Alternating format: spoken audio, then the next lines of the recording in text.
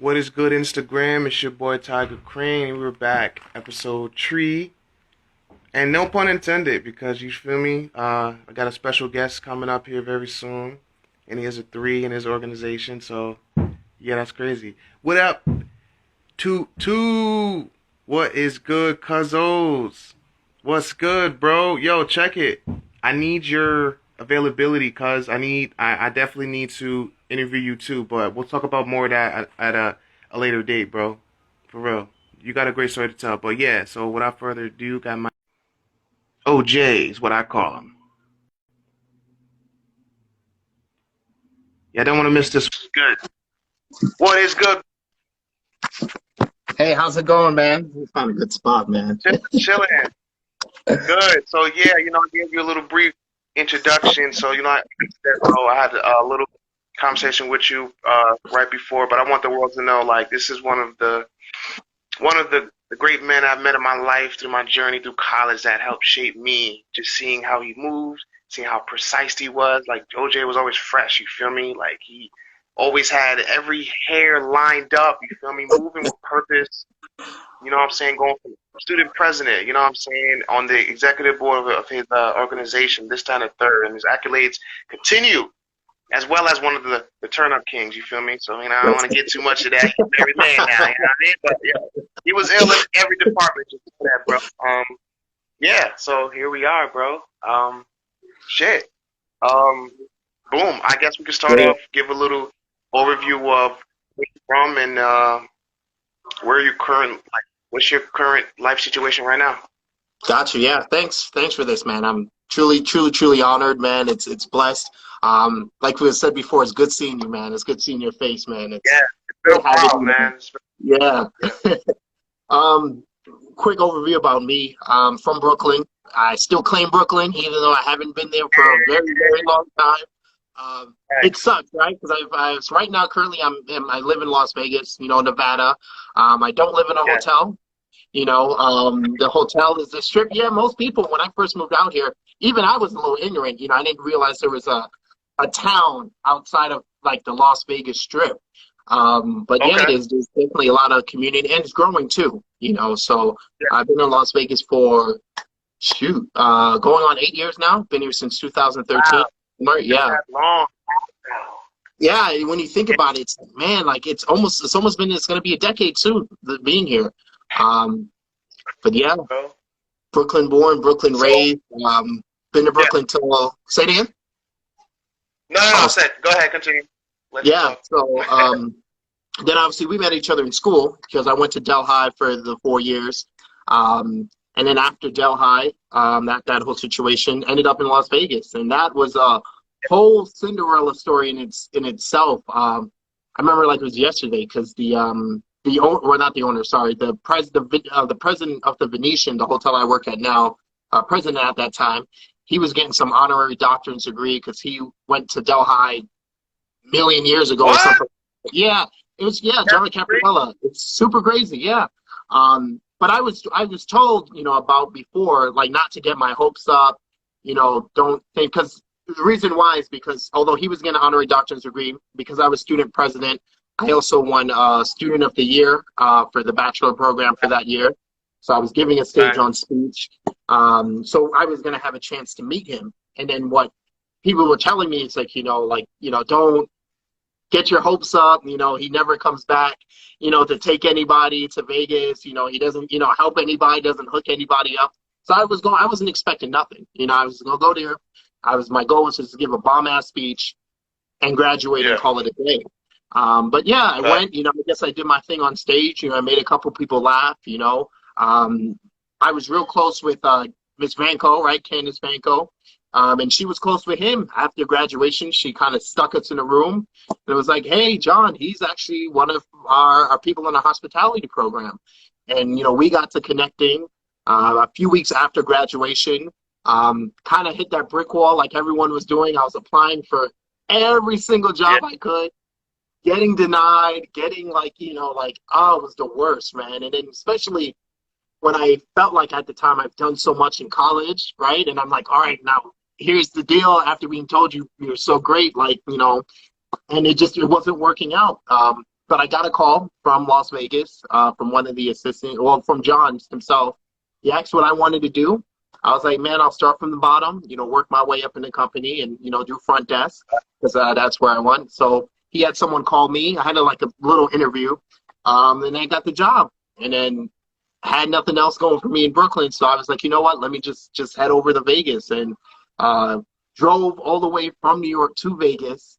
That took about, yeah, drove straight. Went with Angie, right, which was my girlfriend at the time. Now she's, the missus. So we got in the car, drove. We would have made it 2 days flat. We only stopped in Colorado once just to get some sleep, and then went back on the road.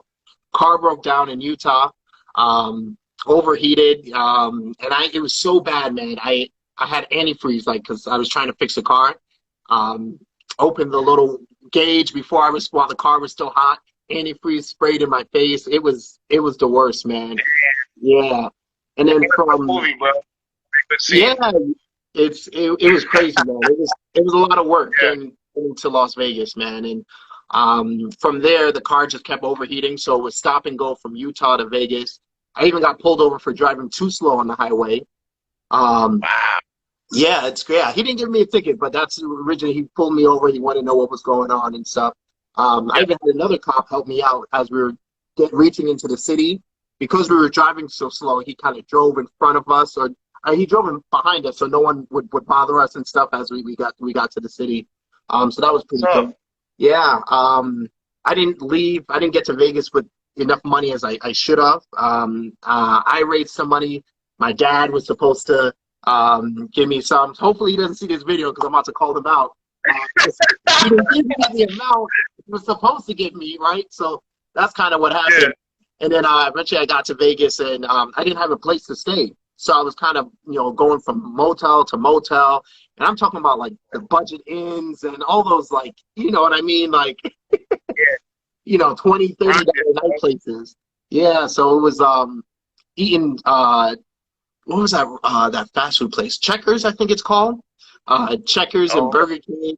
Yeah, dollar menu, value menu, all that stuff, man. And that was for about a week. I even had, because I didn't have enough money for the hotel one night, so I even had to spend the night in the truck one time. And this truck had my whole life in it, right? All my clothes, everything was just me in the truck. Spend the night in the truck one time. One time I got locked out the truck, and I cried. I cried like a baby because the truck was all I had. Yeah, and I went to see, I stepped out the car. I went to see a movie by myself. I had enough to go see a movie, so I went to go. And when I came back out, I realized my car keys were still in the car. So I was bawling. I was bawling like a baby because I didn't know what to do. I didn't have enough money to someone to come and open it. I didn't have AAA at the time. But luckily I left my my windowsill just opened a little. So, Brooklyn, I found a tree branch, and I ripped a tree branch off the tree, and I kind of used it to jive in and, unlock my car. Yeah.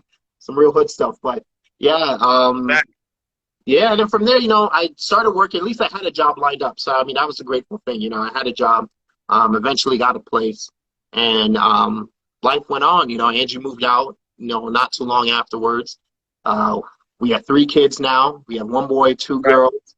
I'm still working at the Venetian. Yeah. And I give it all to my family. That's my main priority. Obviously, I do have a 9 to 5, so I have to prioritize that, but obviously the goal is to eventually, have something that we can say that we own, and that's, we can live off of and, do really well. I really feel in my life that I can make $1 million, right? Plus, and that's the goal to have that one day. So that's where it's been. Yeah. 3 kids, 3 dogs. Our baby just turned 1. Okay. Yeah. I'm still working at Venetian, concierge manager now. For me, it's yeah. So it's been fun. I'm working with a real good team. And Venetians, they've treated us well. During the pandemic, they kept us paid and stuff like that. So our owner, Sheldon Adelson, he just passed away about a week ago. So a lot of great people passing away because I think Larry King just died a few days ago too. Yeah, the both of them, man, it's crazy. Yeah. So yeah, but that's it. A snapshot, pretty much. Okay, well, I appreciate that, bro. Boom. So, like you said, you're in Vegas. I know a lot of my viewers are from New York. By the way, shout out to everybody tuning in. If you just tuned in, it's my guy OJ, Ozwald Bowman, the third. Yes, number three. Right? Now, my son's number four. Right. Yeah, yeah. Facts, facts. Oh yeah, my bad. I said three, right? And its number is No, four. I said that at the no, you're beginning. right. You're right. I mean, You're right. I'm three. I am the third. oh, okay. Oh, okay. See? Oh, okay. So I thought I no, was you're tripping. right. You're right. You good? All right, cool, cool, cool. Yeah. But yeah, like I said, all my viewers are from New York, so can you just tell us what is the major difference from Vegas to New York? Like something a New Yorker would obviously be like, "What the hell is this?" Enlighten us, because I haven't been to Vegas yet, but I will come out there to come see you, bro, real soon. The biggest thing when you get on the strip, you get that city vibe, right? So whenever I'm on the strip or I'm downtown, like the scene, right? Whatever scene on Las Vegas, like it's very familiar, right? Because that whole city aspect and stuff like that.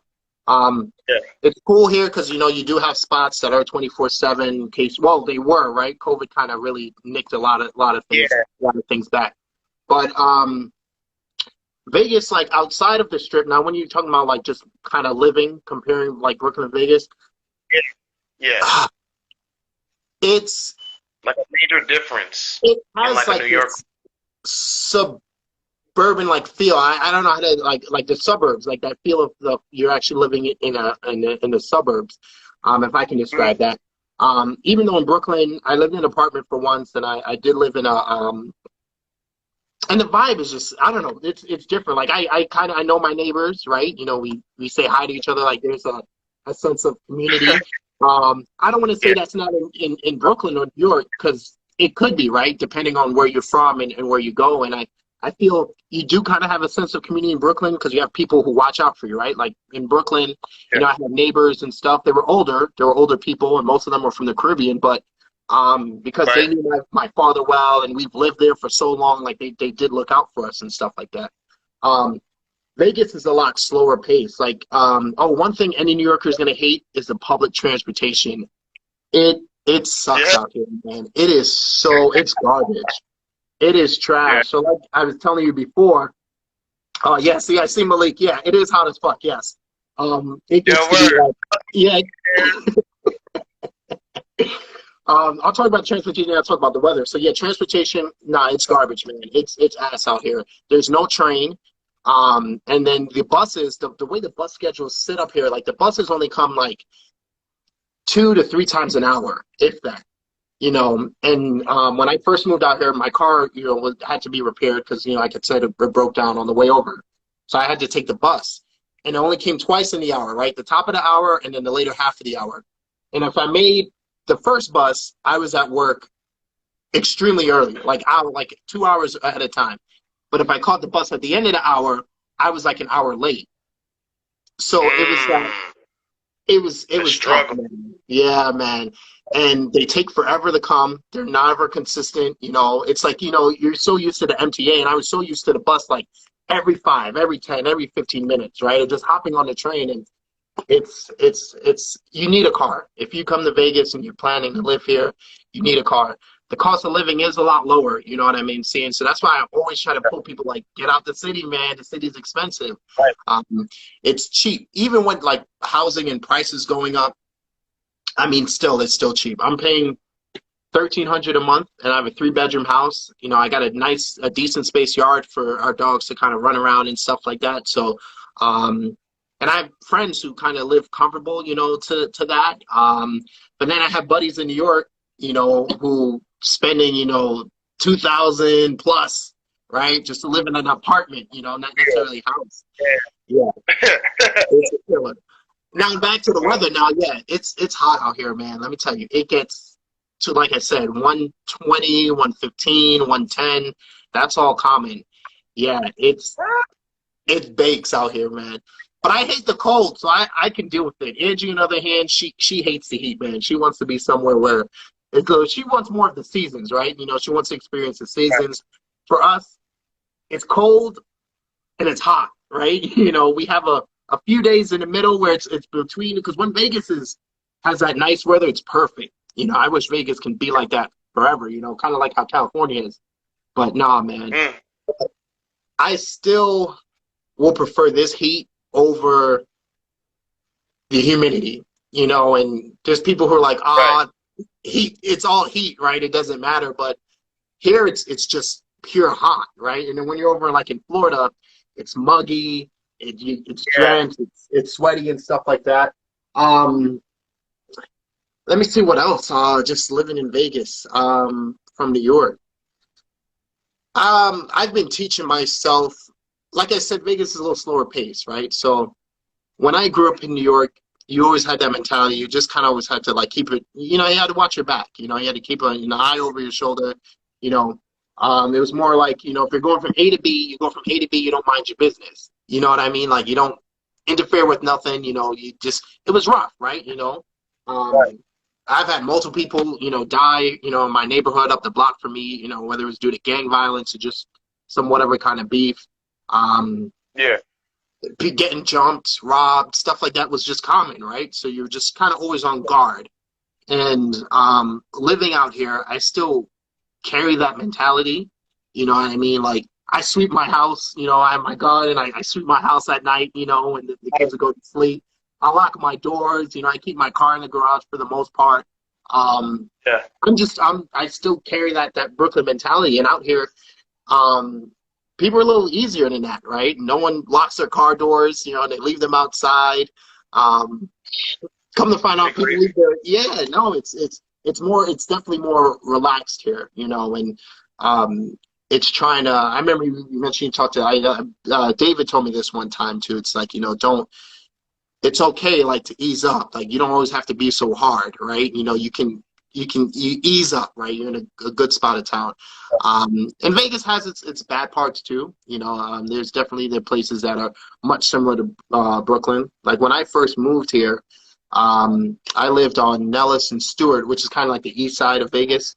And I remember all my coworkers would be like, "Oh my God, like why do you live there? Like, it's so bad over there." But for me, I was chilling, like it was cool. Like, it's whatever, right? Obviously you had, people doing drugs and stuff and just you can tell that it was a poor community. Um, but Walmart was right up, like you could walk to Walmart, you could walk to Applebee's. There was a Buffalo Wild Wings, not Buffalo Wild Wings. They have a thing called Wingstop, right, which is just wings too. But supermarket was down Yeah. the block. Yeah, it was. We were chilling. Like we loved where we are at. And it stopped. We moved from there because one day Angie was pregnant. We walk outside and it was these young kids. They had to have been like 8, 9, maybe. Like they were just sitting on the step, like smoking weed, like chilling. And, and not that I have nothing against smoking weed or whatever, but them just being so Right. young, it was like, damn, like, we probably gotta move, we gotta try to raise our kids somewhere a little better. But yeah, that's I think the biggest thing. We miss New York because there's so much to do in New York. I will admit that Vegas gets old pretty quick because Mm. Friday when it's just a strip. Because I spent so much time in Delhi, I have grown to like love nature, and I love to hike and stuff like that. Which cool because we have some mountain ranges in Vegas, so I mean that occupies time. But outside of that, and a few things you can do in Vegas is pretty much it. The benefit really is that California is not a long drive, and then Arizona and Utah are not too far off too. So you can definitely travel to those different states. So, but yeah, that's pretty much it. Vegas pretty much just dry, That's All right. I love it, bro. Best. So boom. As you mentioned, you know what I'm saying, you're married, you got Ange, you got your 3 kids, correct? Three yeah. kids. So tell me the husband father life. Like give me the day to day of the OJ now because like I told you before we was talking, you know what I mean? I knew you previous, you know what I'm saying, college, you know Yeah. what I'm saying? So obviously I know your life is way different, different priorities, different values and stuff like that. So you know what I'm saying? Like talk to us out about that work. Shout out to Delhi, we out here and we're gonna get into that next time. We'll go back a little bit, so Okay. the Delhiers. But yeah, let me know about the father husband life, bro. Like, yeah, Yeah, man, it's hard. Like when I try to talk to people who don't have kids yet, um, yeah, the feeling is hard to describe, man, because it's it's different, man. Like it's such a blessing to be a dad, and my greatest joy out of having these kids has just been watching them grow. I mean, they literally go from like lumps of meat, right? That's the best way to describe it, right? That just cry all the time. You know what I mean? Like, yeah, you gotta take care of them, right? To like slowly right, like from them rolling, right? You get excited by such the smallest things as a parent, right? Them just rolling, or sitting up for the first time or lifting their head up for the first time to walking. And I was like, man, I can't wait for my kids to like finally have their voice so we can talk and converse. And like yeah. now they won't shut And up. how old? Now it's like How old are they? so my oldest is 5. He's a son. So he's Okay, Oswald the fourth. I named my son after me. So nice. hopefully he keeps it going. I say hopefully, but I'll have that conversation with his wife or his spouse, whatever he chooses, we'll have that conversation about what their kid should be named, their first boy should be named. Um, Right. and then my daughter Amaryllis, or Amy for short, she's 3, and then our Okay. youngest daughter Atlas, she just turned 1. Okay. Yeah, Nice. yeah. Okay. So Yes. it's and it has its challenges for sure. I guess my biggest challenge, honestly, would making that shift from kind of worrying about yourself to now having the responsibility of taking care like of people, right? Like um, it's not only my ass I got to worry about them too as well. Um, Yeah. and that's been, but in a weird way, it's given me a sense of purpose because now everything I do is for them and for their future. Right. Like I've like started thinking a lot. Like the whole reason I even started thinking about future and entrepreneurship, and I've gotten into a few different things and stuff is because I had my kids, and now it's like, Yeah. damn, like I don't want to leave them with nothing. Like I don't want I feel like our goal and our duty as parents is to leave our kids in a better spot than we are. Right? They're supposed to stand on our Yeah. shoulders and continue life forward.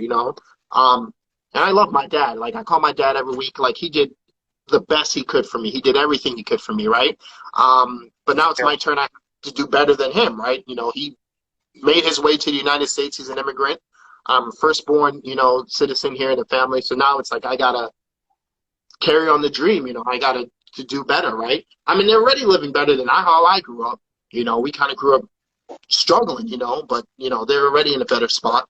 So you can do so much more, right? We have so much opportunity here in America. I know a lot of craziness has been going on and stuff like that, but I mean, we're still in one of the greatest places, to be creative, have the ability to do the things we want to do. A lot of people don't realize that these other countries, it ain't like that. You know what I mean? Like it's very strict over there. It's hard to own your own business. It's hard to do your own thing. Um, but anyway, sorry, rabbit hole. Back to being a dad. Yeah, yeah, it happens all the time. You start talking about one thing and you go Yeah. into like, Get it now, out, man. So but yeah, man. So it's about just obviously, I know we touched on it a little earlier, but having that legacy for the kids, doing it for them. And then I don't think I struggled too much with the responsibility of having a kid. Um, it was kind of forced upon us, right? So although me and Angie, we didn't have to worry about childcare. Um, she worked overnight and I worked during the day. So we didn't have to do okay. babysitting, anything like that. We took care of the kids on our own, and we preferred that way, right? Just because we Yeah. didn't want anyone else to have an influence over our kids, right? We don't really necessarily know everyone else's life, Even some horrible things even happen at the daycare, right? And I'm not trying to put fear out or anything like that, but that's just what it is. Um, Reality. Yeah. yeah, yeah, we wanted to be the main influence in our kids' lives as they're growing up. So homeschool was even on the table for a while too. But anyway, I was forced to, right? I had to take care of these kids, right? When I got up for work, Angie went in, like, what else are you gonna do, right? Like, so I was up for, at least for our first two kids, I was up at night, putting them to bed whenever they woke up. She had it a little tougher because when she got off of work, the kids are up, they're not going to sleep because we slept with dad last night, so she's pulling like a double shift. My job was mostly easy. But for the first two kids, I was going through it, at night, having them wake up and just all the normal things. We were blessed with really good kids. They weren't too bad. They pretty much got to sleeping through the night pretty quickly. And even sleeping on their own, we don't even struggle with that, So 5, 4, 1 years old, they don't still sleep with mommy and daddy in the bed. So it's good, man. But now the current challenge, right, is having that relationship with each kid individually, right? Being that dad and having that one-on-one connection, and then also helping them develop connections with each other, right? As well. So that's what we're learning, right? And then there's no real right or wrong way to do it, right? So we take advice as we come. Most of the time, lessons are just kind of learned as you go, self-taught. We just try to lead by values and morals and stuff like that. We have certain things we believe in, and that's what stays on the wall. And then everything else, we just handle as is, But yeah, that's it in a nutshell. Obviously I'm raising a future man in this world. And he's black. He's a mixed kid, so I have to prepare him for everything that even comes with, but who knows, right? I mean, what's going to happen 10 years now? We may live in a completely different place, so, and then also I have two girls, so I'm raising two young ladies and stuff like that. So I got to prepare them for, for guys, right? I'm a good guy, so I'm not going to say like guys like me, but I prepare them for, and I prepare them for that. And then obviously we hope that in the future our kids are really tight, which is why we decided to have kids, pretty much back to back and have them so young. We want them to grow up together, and hopefully that they can establish a bond that goes through life. So after me and Angie passes, they only have each other, in the family they built from there on. So we hope the Bowman Nation stays the Bowman Nation for a very, very, very long time. So there you go. So boom, let's segue right into that, man. So, like, what would you like the world to know the Bowman Nation is? Like, what stamp would you like the Bowman Nation to leave on this earth, man? Talk to me about that. Oh man, that's very powerful, man. That's dope. You feel me? The biggest thing is example. You know what I mean? Like, I feel the world right now, what we need more people, more good people, more positive people, more open-minded people with the power and the influence, and the money, which is kind of one of the reasons, I don't have necessarily some huge business idea like, oh man, like I want to just do real estate for the rest of my life. I want to do multiple things that help me make money, because what I'm going to do with the money is, I want to set up like different programs and give back to the community, and not so much about just kind of throwing money, a big check to some, random organization and who knows what happens with it, but literally actually doing stuff, and random acts of kindness, all this stuff. But anyway, I just, if I can leave anything on this earth, it would just be the example, right? Just showing the world, like, you can be a great father, right? You do have those examples, right? You can raise your kids, and not only that too, right? Because obviously I grew up in a single parent home. My wife didn't even grow up with her parents. Her grandma raised her, because unfortunately her mom, her mom, Angie's mom, unfortunately got deported when she was super young. So yeah, but her mom still in connection, still close and stuff, but she was raised by her grandma, and her dad was way out the picture from jump. So she never even had them either. But I want to show that you can have a husband and wife on the same page, right? And you can, there doesn't have to be adultery, right? And breaks, right? We were there together. We were like, no, like we got together and we crushed life, right? We handled everything that came to us. You can have commitment, right? You can have love, right? You can last, right? happiness doesn't end after year one. You know, like I want me and Angie to be 50 years together, like still kicking it, still having a good time, like still loving each other the same way. I mean, obviously things change, right? You get out the honeymoon phase, you got the puppy dog phase, right? And it really becomes about commitment, right? And loyalty and stuff like that. So I did the best way, you know, I want them to see a homeschool family, right? If I could teach anyone, it would be that, like the principles on how to have a good marriage, you know, to have a great relationship with your kids. And obviously the fruits of my labor aren't going to be seen until they're older, right? And my kids are out in the world doing their own thing, right? That's, as parents, it's an investment, you know? Yeah. But that's pretty much it, you know? And I want to eliminate excuses if I could too, you know? Like, that's why I want, you know, to start doing our own thing. Because a lot of people use their kids as an excuse, use their spouse as an excuse, they use their job as an excuse, right? And I would like people to see, like, man, you can still have all of that. You can have the job, you can have a big family, you can have the dogs, you can have all that, and you can still crush it at life, right? You can still make it happen. You know, you can still do what you want to do. Right now, I'm big into fitness, right? So I'm still working out. You know, I've lost since I started caring about my health. I used to be 240. Now I'm at I weighed myself last week. I'm at 202. So I've lost 40 pounds, you know, and I'm still going. You know, one day we'll have that six pack, maybe. I don't know, but yeah, I'm still going too, baby. Don't worry about it. But that's it, man. That's the biggest thing, man. And I want my kids to live life to whatever they want to do, whatever they want to be, man. Because I don't want to design their life for them, right, or chain them to a certain life. You know, another reason I want to be wealthy and I want to have that income is so when they run off and they want to do something, I don't know, I'll pick on you, for example, like if my son wants to, because my son, he's big into drawing right now, so that's his jam. Awesome. He dinosaurs and drawing, like he's always drawn. We have tons of papers all over the house. He has a blank canvas book, and he just sits there and draws. So if he wants to like, run off to Italy or some other, you know, country, right, because he wants to pursue that, right, and learn from someone, a mentor, I want to be able to fund it, like go chase your dream and stuff like that.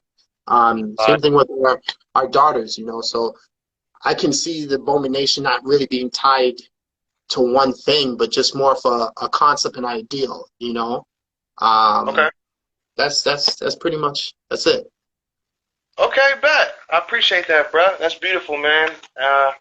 Shit, I hope to continue to see this beautiful growth and see, you know what I'm saying, the results of all of these seeds you've been planting. You did. Yeah. But, yeah, like I told you off camera, you know, you're definitely one of the awesome people that I've met that helped to inspire me to, you know, plant my feet in the ground and pursue things. So who inspires you? You know what I'm saying?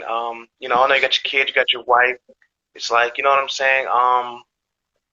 Yeah. So who are other people that you look up to push you? The biggest, you know. the biggest, no, because you always have, right? Because I feed off of different people every once in a while. Yeah. Like, you know, you hear stories of what people go through and stuff like that. Like, for example, I've been reading Obama's book, you know, while he's in presidency. I haven't. What's it called? Dang, what is it called? Shoot, I don't even know what it's called. I haven't. Yeah, hold on. All right, well, shit. All right, copy. It's downstairs. Everybody, it's good. Hopefully, he doesn't see this video because, you know, I'm reading his book anyway. You know, OJ, here's another copy. Don't forget the title. Obama signing out. Yeah, right? Probably, after this call, I'm probably going to remember it. Like, oh, damn, there it was. Yeah. I've been reading that, right, and just learning his story and stuff like that. The biggest person I think I'd have to is my dad, right? My dad went through a lot, right? And he gives me more of the example. It's like you do what you got to do, right? And however else, like, if I could tag responsibility, it'd be to my dad, right? He never gave up on us or anything like that. He came here as an immigrant. He was married to my mom. He was with my mom for some time, and unfortunately, my mom, she's mentally ill. She has schizophrenia. So Yeah. whole big court thing. She had been taken out the house and all of that stuff. She couldn't live with us, right? They didn't find her mentally stable to live with us, right? So my dad was kind of put in a position of stay with her or to take care of the kids and stuff like that. So obviously he chose us. He still he didn't want my mom out there hurting herself, right? So my mom actually, I love telling the story, but she lived with us, but she lived in our basement, and it wasn't like, that horror movie basement, type thing. But our basement was nice. It was done up, it was a three bedroom, one bath kind of deal. He was renting it out to people, but, she took residence there. She just couldn't be with us, live with us, because we had social workers coming constantly checking on us and stuff like that. Okay. So if anyone from high school was on this call, they would know the stories, right? Because that was such a crazy period in my life. But my dad, he did it, right? And I grew up with a lot of people who didn't have that that father figure in their life. Most of my friends, there were a few who had both parents, and there were most who just they just had their mom. Their mom was raising them singly. In some cases, they had both parents, but their father was either mentally, physically, or emotionally absent. Yeah. He was there, but he was pretty much just paying the bills, working. And they never really had a connection with their dad and stuff like that. So my dad was my biggest inspiration, right? I kind of had when everyone talked about the single parents, I actually had a single dad, right? Who raised me. And he worked his butt off. Luckily he had a job to where sometimes I can tag along, and I was there. He was a janitor for a school. Now he's they call him a fireman, but he's just like the head janitor, hopefully he hears this. He just sits in his butt and tells people what to do all day. That's all he does. My dad's got a pretty easy job. I mean, he has to wake up, right, super early, right, because he has to open the school and stuff like that for everyone to come. So he's there really early. But anyway, he did what he had to do, man, and he worked his job. He came home, he fed us, and he did all he could to push us on and move us on. My brother took an interest in basketball, and my father, he dove into it. He was out there in the park, playing ball with my brother. He sent them to the camps, whatever program he can find, he put my brother in. Nice. He tried to keep that habit up, even still to this day, my dad is still trying to hold us together. He wants us to all talk, and whatnot. So my dad, he's still and he's raising two other kids. I have two other brothers, young, so he's still in the grind. He's still raising them, and now he's cycling. He's looking to go back to Belize once all this is over and start doing some competitive cycling. So he's still out there achieving stuff. He owns his own store. He still works. He's about to retire in 2 years. He's only 50. My dad's, I think he's 56, 57. So he's about to retire in a few years, with his pension. He owns his little hair boutique store and stuff. So, in Brooklyn, his spot is in Flatbush. He's in one of those marketplaces. So those big marketplaces, and they all have their little like booth or their little like corner store. Yeah. So that's what he's doing now. So he has to be my biggest inspiration lately because of everything going on right in 2020. Reading up a lot on Martin Luther King, a lot of past stuff. Haven't gotten too much into the Malcolm X, but just listening to the King's speeches and whatnot, and I've kind of been absorbed in that role, right, in that world, which is why I bought Obama's book in the first place, right? Because I didn't even know Obama's story, right? He was just the black president, our first black president, That was the wave, right? And he didn't really know what this guy was talking, but he was cool. But I like his swag, man. I like how he carries himself and whatnot, you know. So if I could model something, brother. I like to be that smooth, you know. I don't know if I can pull it off. I'm a little Nah, you too are, young. bro. You are back in Delhi, bro. Like, no cap. Whoever's on here that was in Delhi can attest to that. Real. Real, bro. Yeah. Real. But But that was yeah, so boom. Let's segue right in there, man. You know, I talked about your current situation, so boom. Let's go back a little bit. Like I said, once again, I'll reiterate, you know, you're definitely somebody that's been involved in different activities and being not just involved, but like being like like a fucking executive or somebody in charge and to make the change. So it's like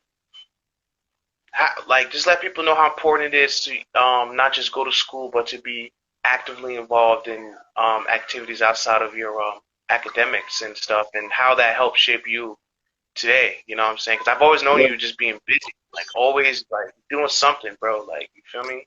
But yeah, so talk about that. I did a lot, man. Now I think about it, like looking back, huh? You did in school too. No, I said not to cut you off, but let us know what you did in school and how that helped shape you, and you know. Oh yeah, man. The reason I'm here today is because everything in school, right? You know, because obviously my wife, right? I met her in Delhi. Shoot, in Delhi, I'm just talking about from my junior to my senior year. So I was student senate president. I was an RA. Yeah. I eventually became president of the Black Student Union, president of That's a the fact. Latin American Student Organization. And I was next. Not to cut you off again, but you see, you influenced me to be the president of the BSU after you, bro. For real. Yeah, you know what I mean? So I take that up. You know what I mean? But go ahead. And then president of our fraternity, our chapter, I should say, our chapter fraternity, Lambda Alpha Upsilon. Yes. 2 years. Although I did try, in all fairness, I tried to give that one away. But gotta let it again.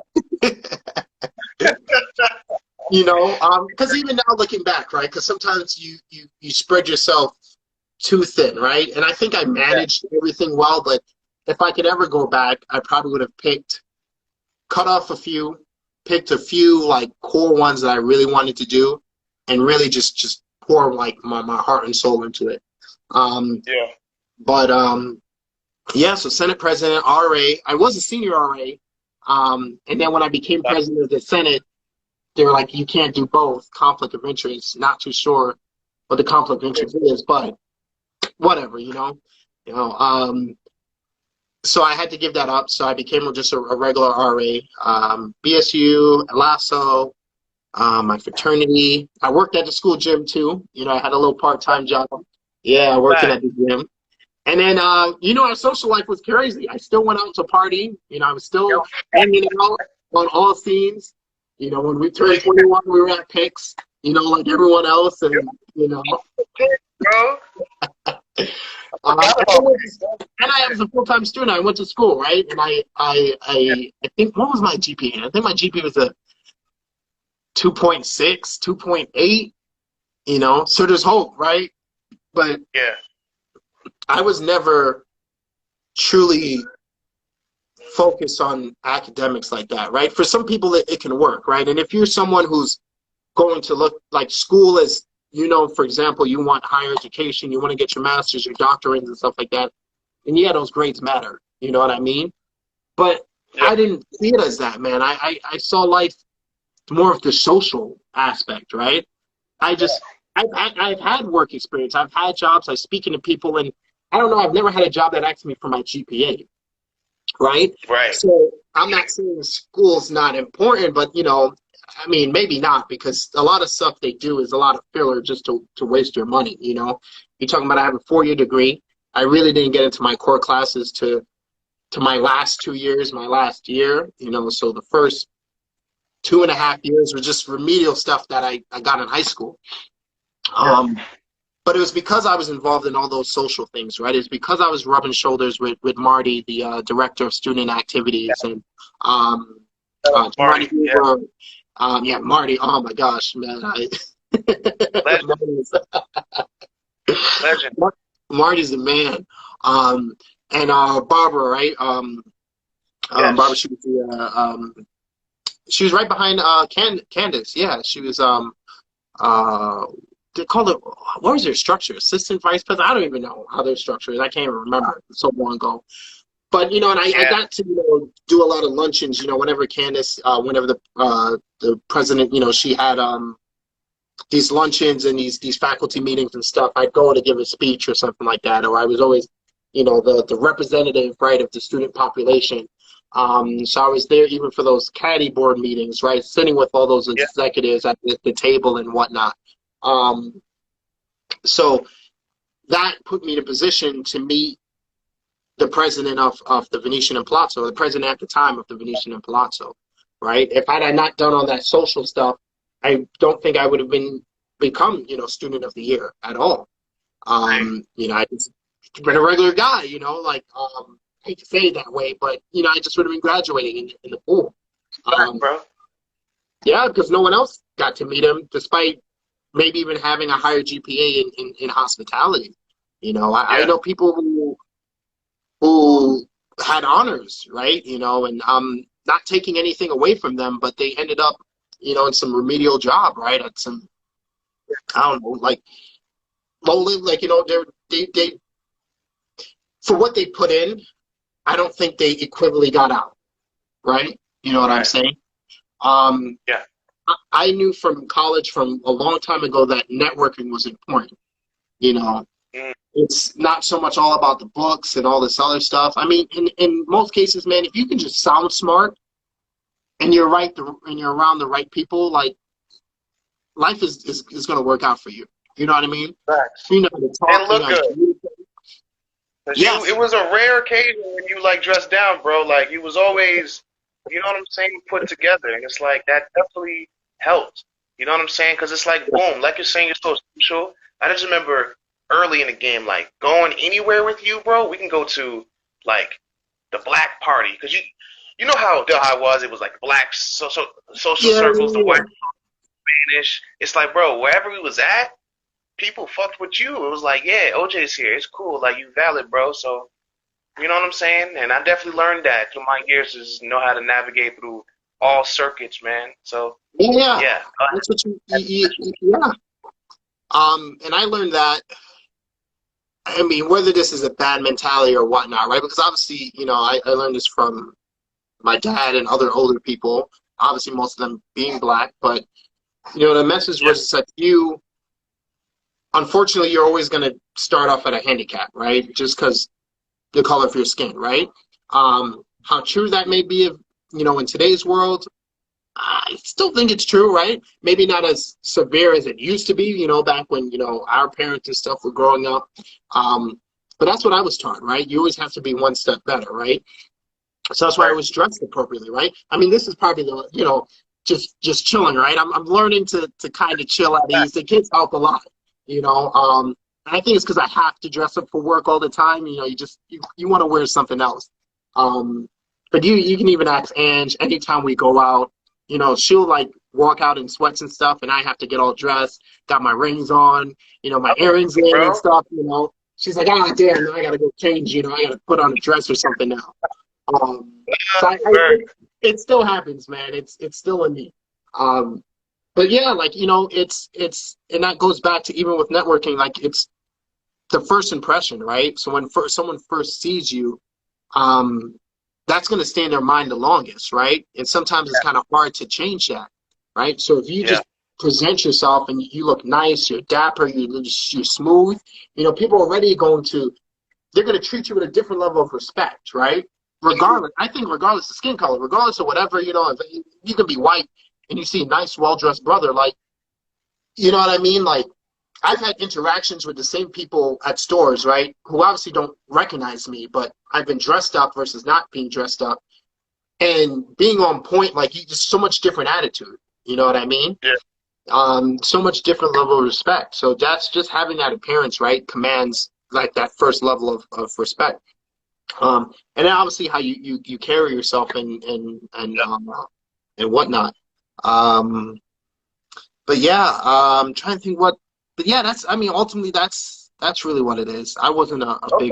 big school person. I started out real well. You know, I started out 3.0, you know, head in the book. So I know I have the potential, right? I always knew I could. I always knew if I really sat down, I really decided to study this, it was going to happen. But at the end of the Yeah. day, um, I don't know, man. I knew it was going to be more beneficial to get around people, connect with people, and have those people in their back pocket, right? Because I still have some of those relationships. Now it's the Right. goal, keeping those relationships and upkeeping and whatnot. Yeah. But yeah, that's pretty much it. Nice. And words. Yo, I see Malik wrote Leather Jacket Gang. If you know, you know. Oh yes. I remember it was Oh to my me God, to the Leather Jacket dude. Gang. Yo, this is a Well, what Malik was situation. our fraternity? Broke five broke. You know what I'm saying? Bro, bro. Let's go, bro. Yo, if you know, once again, shit, I hope the lineage is still going on at Delhi. I don't know what Delhi is looking back like now, but word, Yeah. bro. So appreciate all of that shit. Let's switch it a little bit. Okay. As we come to this close to something a little more lighter. Boom. What anime you watching, bro? What's up? Damn. I just finished. Yeah. See. Are you still watching anime? Yeah, man. My Okay. biggest things for me right now, the biggest things right now is my family, anime and manga, and fitness, health and fitness, right? Those are my three. If you look at I'm gonna model my Facebook page and stuff like that. Like, you know, if I can make it Holy big, I Trinity right focus there. on food. Huh? Nice. I said the Yeah, Holy yeah. Trinity. If I can figure out how to be wealthy with just those three things, then I'm gonna have a lot of fun. But no, anime. Yeah. I just finished Top five. top You five. watching? Yeah. Watching, I'm more of a manga reader, right? So I'm more. I read more. So I'll give you my Who top manga? five.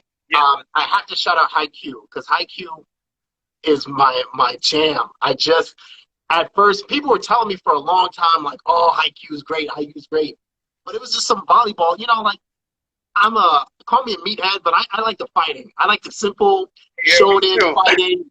You know, power of love and friendship wins everything. You know, Yeah. crazy power ups out of nowhere. You know, no story at Yeah. all. Right. But Haikyuu, I don't know, man. It still gave me that shonen, you know, feel. Obviously, it is still shonen, you know, still on the Yeah. Viz and stuff. But I'm watching it, man, and I'm feeling good. Like I like the team, right? I want them to win and stuff like that. You know, the volleyball stuff, and it was cool. Haiku is a real, and a lot of quotes, man. A lot of quotes that you just like you can use in life, right? You know, Absolutely. it's crazy. I love that show. In terms of manga, Okay. One Piece obviously is my super jam. I love One Piece Nice. right now. I'm reading Black Clover as well.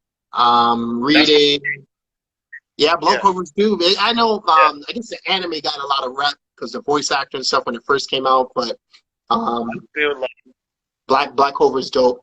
One Piece, Black Clover, My Hero Academia. oh I'm up for yes. reading Yeah. too. And that's yeah. Um, now, Yeah. The next season fell should be off. coming out this year. Huh? The next season of My Hero should be coming out this year. Yeah, man, Yeah. and that I actually do watch that anime because they do it really well. I love the Yeah. visuals and stuff like that. They do that well. I only normally watch anime when I know something happens in a manga and I need to see it like played out Right. visually. Right. Like, and which is why I prefer Haikyuu anime over the manga because watching you can't like it's better to see people play volleyball than like reading it in a book. It's you know. Yeah. It's not the same. Gotcha. Now these mangas I fell off of, right? But I got to get back in. But I was up to date on Attack on Titan. Okay. Hunter x Hunter is a big one for me. Um, Yes. Berserk when it comes out every 10 years. I read that. Oh my Okay. gosh, Berserk and Hunter x Hunter, man. These hiatuses they kill me, you know. But It is what it is. Yes. What else am I? Those are the main things I've been reading, and I have a lot of my boys who send me stuff, and I gotta like start getting into more stuff. Oh, God of High School. I've been reading. I've been reading Yeah, God of High that's School. good. Wait, Um, did I? mhm. No, I think I've seen High School of the Dead. I gotta check that out though. I haven't checked out God of High School. Yeah. Yeah, God of High School is pretty dope. It's a little fast paced for me. Like sometimes things just be happening too quick, and I'm like, how did we even get here? I Right. haven't checked out the anime because I know Crunchyroll just rolled out the anime. I haven't seen that yet, but High School of the Okay. Dead I did read too. That's good. I'm upset that it ended. Um, and yeah, that's pretty much it. I've read a lot of stuff like I love Death Note, big Death Note fan. I know Yeah. a lot of people are. I read this one manga. It's called Cage of Eden.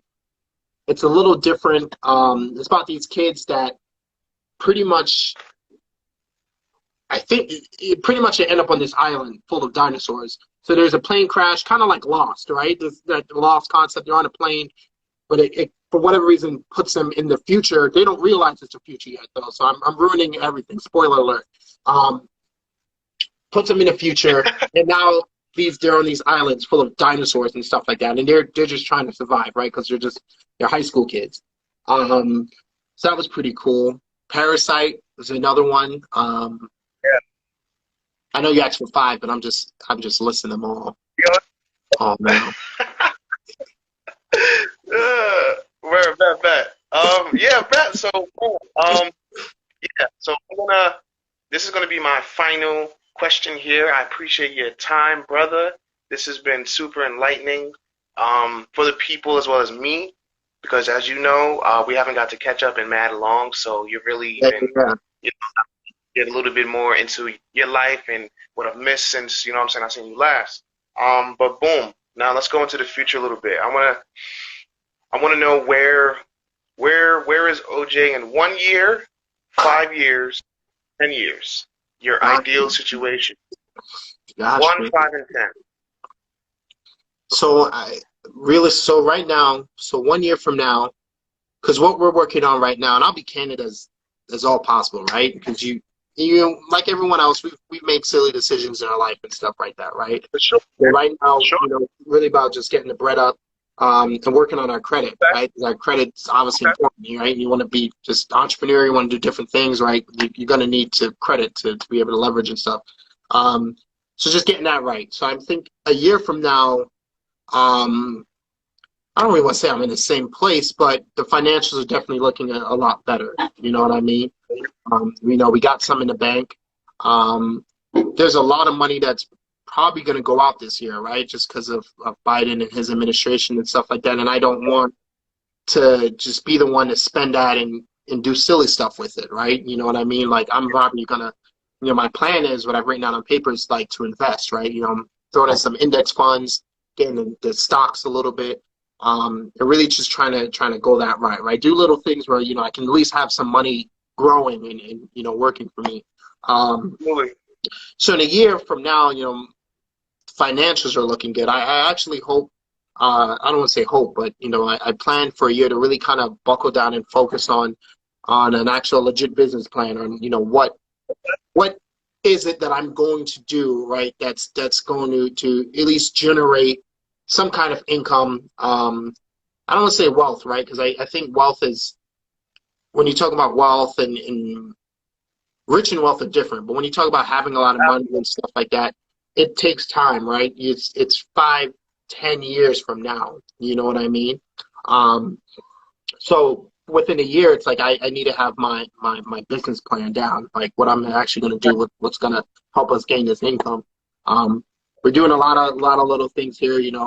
Part of Herbalife, we're doing that too. So we're actually helping a few people do that too as well. And then if we can get consistent enough, maybe the social media thing might bear bear fruit.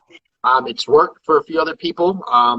But then you got to mess with all those algorithms and stuff like that. YouTube has been on our dream board for a long time, but actually getting to YouTube, producing the content. You know, you as a content creator, I'm sure you understand too as well. So, but you know, That's tough. You know? it Yeah. takes consistency. You know, like you have to be consistent and you have to have that drive and stuff like that. So, um, so that's the year from now. 5 years from now, um, knee deep in whatever I'm doing. You know, I should have things running. I'd love to say, actually, I'll say it right now so I can look at this video and hold myself to it. You know, Exactly. I hope I'm not working a 9 to 5, a traditional 9 to 5 anymore. You know, I love, don't get me wrong, I love the Venetian. I love the company. Like it's been amazing, right? If you have to work, you want to work for the rest of your life, go work there, right? Because they'll pay you well, they'll treat you well, like awesome. Um, but I always had that hunger, right? I need more out of life, right? And I think I have the potential to do more. So 5 years from now, Absolutely. I shouldn't be working, and I'm not saying I'm going to be a millionaire. I mean, although it could happen, but you know what I'm saying? It can happen. People have made more money in less time. But Yeah. 5 years in, you know, I shouldn't be working for anyone else. I should be doing my own thing, living off of whatever it is that we decide to set up and decide to do. And then 10 years from now, shoot, oh, man, I'm 30 this year. I'll Yo, be me too. 30, bro. yeah. But I'm excited for it, man, because 30s, you know, like I know there's a lot of jokes like, oh, 30s, your knees start hurting and stuff, but I don't know, man. 30 is still young. Like to me, 30 is like that's Yeah, supposed to be your prime, right? Because you go exactly. through, You get your shit together at 30. That's what they yeah, say. So I'm looking forward to it too, bro. yeah, You know yeah. what I The mean? 20s were just life lessons. 20s, I feel, were just you adjusting to life, right?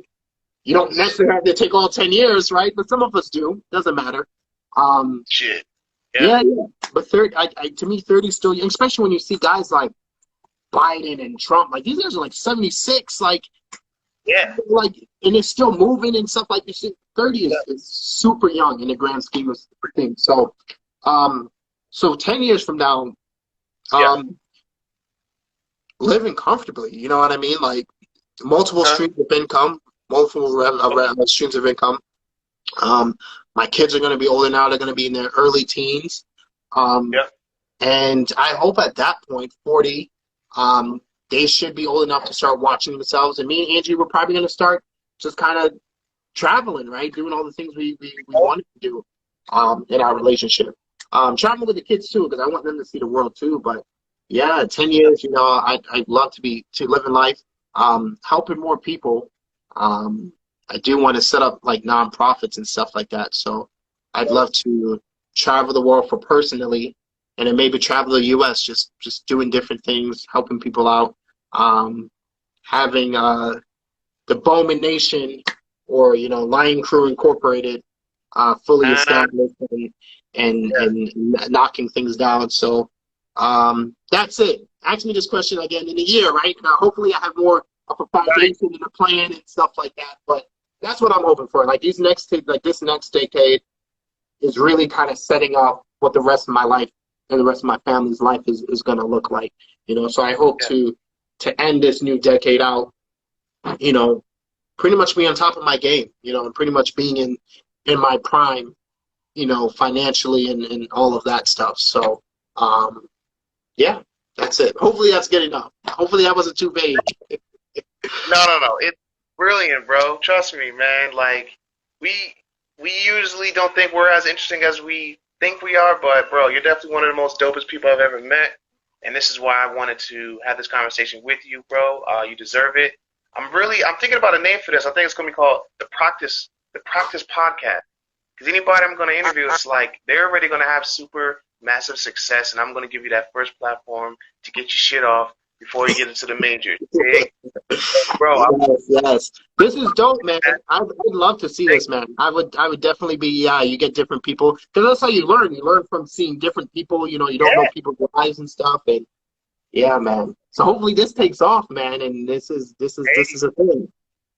We'll see. We'll see. But yeah, bro, I wish you much love and success to your family, and everything that you're going to be doing in the future. I'm obviously going to be seeing it, so anything in the future we can work together on, bro. I hope to make that happen. You dig? Yes, yes. Yeah. For sure, Word. So bro. thank you. I really appreciate this, man. For sure. We'll definitely be more in touch. You know what I'm saying? That's one thing COVID has taught me, man. Is nothing is lasts forever. Like we got to take that time out to link up with those people that you really Yeah. fuck with. Yeah, stay Yeah, connected with yeah, them. yeah, you're So right. For sure, thank bro. you, man. Look Yeah, forward to thanks for that having me painting. again. That's coming real soon for you. All right. A Yeah, little sneak peek. I see it, man. I know she's gonna love it, man. She's gonna love it. Yeah. Hopefully, she doesn't watch Yeah. this, but yeah. Yeah. Oh yeah. Oh shit. Damn. Damn. I wasn't thinking about that, bro. It's See. cool. I'm not I'll just thinking. make sure she doesn't wear her glasses. It's all good. There you go. Copy. But best blessings, bro. I appreciate you, man. All Word. right. Love you, bro. Thanks All for right. having me, man. I'm ready. Wait, word. I need you to sign off. Wait, okay, I can bloop, blop you out. Word. I appreciate everybody that tuned in. This has been episode 3 of the Practice Podcast. I guess that's what I'm gonna call it. Yeah, I'm just interviewing dope people that I think is amazing, and I want to share it with the world because they got stories to tell, and yeah, they belong. They need these platforms. So, catch you guys next time. Hope you enjoyed. Like this joint if you fucks with it. Share it. Tell your friends. And yeah, maybe you can be on